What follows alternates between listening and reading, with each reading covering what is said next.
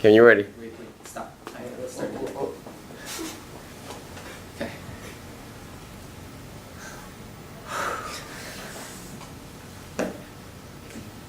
Hello, my name is Jackson Morrice, and this is my POL presentation for the first semester in MPX 10.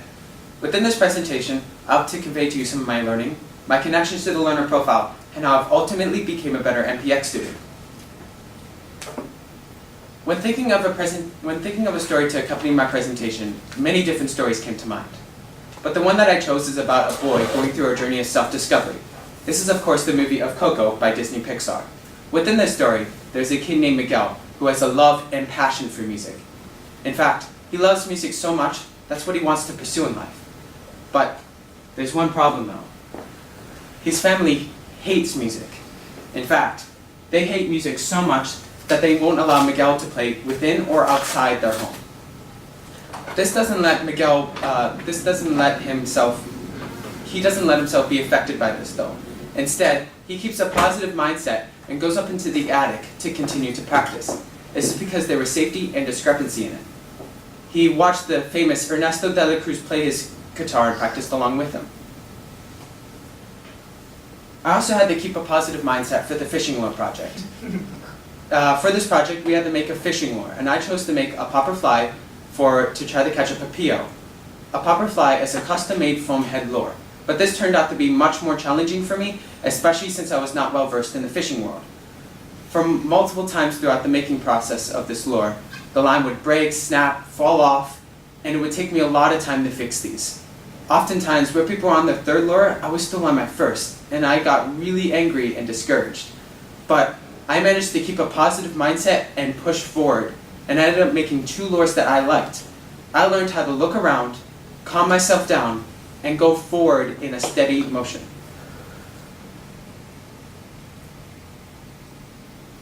Next, on the Day of the Dead, Miguel's family finds his secret hiding spot in the attic.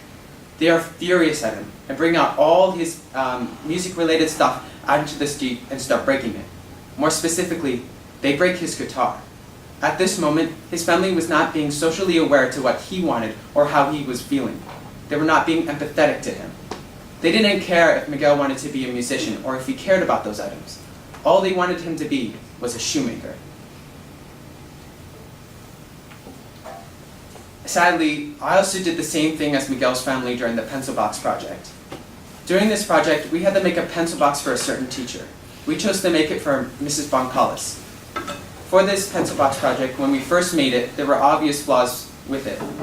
Our sides were not the same height, some of our gluing points were bad, and to fix this and maintain a good grade, I suggested that we reprinted the box. And we went along with this plan, with me not knowing that my 2 group mates were against this. When we started printing, Mr. Kaneko brought this up to me, and as soon as I found out, I went to my 2 group mates and said I was sorry for not considering their emotions, and for the rest of the project, I made sure to understand what they wanted, not what I wanted. I learned how to step back and be more empathetic to other people, and be more socially aware of other people's opinions, even when it's not stated to me.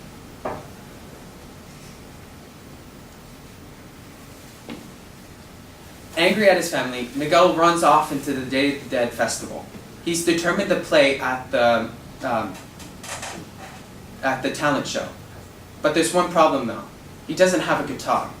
So he runs off to Ernesto de la Cruz's grave and grabs his guitar. The reason he did this is because he thought that was his great-great-grandfather and he was destined to become just like him. He strums a note and he's transported into the world of the dead.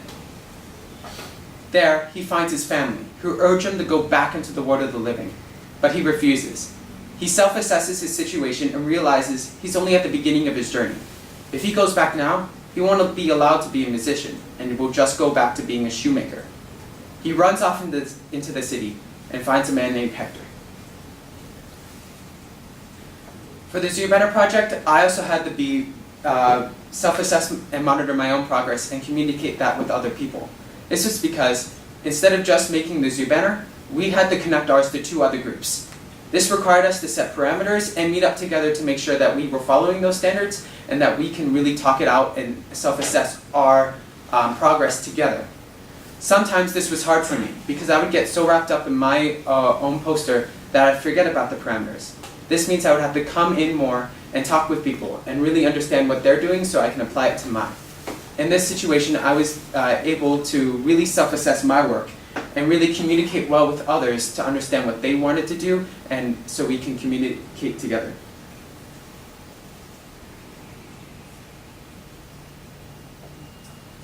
Next, Miguel actually finds Ernesto de la Cruz. But it turns out Ernesto actually isn't his great-great-grandfather, but Hector is. And the only reason why Hector is dead is because Ernesto de la Cruz killed him for fame, because they used to be musicians together. This makes Miguel very, very mad, and he wants to get the truth out. So, while Ernesto is explaining how he killed Hector, he turns on the microphone and lets everybody know in the world of the dead what he did through audio. Then, back in the world of the living, he puts up physical representations of what Ernesto did to Hector and how Hector was the man he was, through written pictures and songs that Hector wrote. I also had to present through multiple mediums for the Native American project. For this project, we had to explain why Native Americans did not achieve the American dream for a certain reason. We chose to talk about the Dawes Act of 1887 and the Indian Appropriation Act of 1853, which effectively split up their land and made it really hard for them to create a viable community and infrastructure. To present this, our knowledge, we had to go through a visual that we wrote, made, spoken to the parents in the class, and a written piece in the end. One problem I did have with this, though, was the visual, because I was way too worried about the aesthetics instead of the meaning. And I had to find meaningful objects to put in it, but I was more concerned about how it looked. But we managed to pull through and do better. And also through this project, I really learned how to connect my understanding and spread it out into multiple mediums. And when I did this, I actually found out that I knew the topic more by doing this, so that I can have multiple different references to call back on my knowledge and what I've learned. There's one last problem that Miguel must face before the end of the movie. Mama Coco, Hector's daughter, is forgetting him. And this means Hector is disappearing from the world of the dead forever. So Miguel runs back into the land of the living and finds Mama Coco. First, he tries talking to her, to no avail. Then, she tries showing her an image, which also doesn't work. But then he comes up with a creative idea and sings, doing what her father did throughout his lifetime, sing. He came up with a creative idea that got her to remember her father, and now Hector will be able to live in the world of the dead once more. I also had to come up with creative problem solving for the Columbus role-playing activity. This is because I was giving a peculiar topic. I was the systems of empire. So this means I wasn't actually a person with beliefs and actions behind them. I was more of a system, or like a belief system of the day.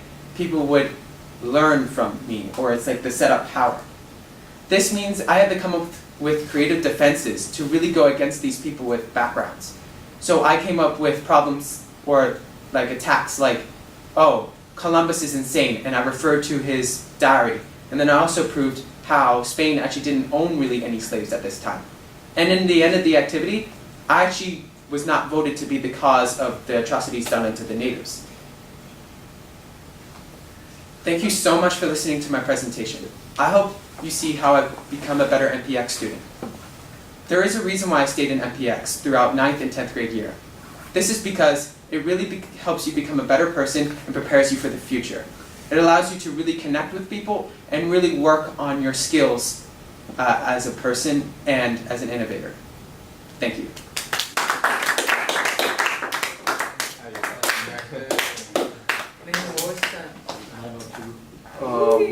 Any questions or comments for Jackson? I don't know how you hit so many points in like such a short amount of time. Good job. Good job. What was that? Basically like 9? I don't the whole time. Yeah. Oh, but your hand was like spazzing out. Yeah, no, that's how it ends. Only a couple of comments. Oh, first question. Which one was the one you had difficulty connecting?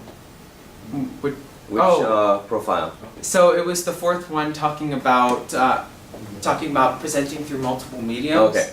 And this was because I jumped kind of forward in the story and talk about back in the world of the living, he puts up physical representations of what Ernesto did, but that kind of like ruins the like fluency of it. Yeah. But I got it to like. Yeah, it worked. Well, I couldn't tell. Yeah. Only thing is you only looked at the camera. Look at your audience. Yeah. So one thing. That's all. Okay. Okay. All right. Any other questions? Very good.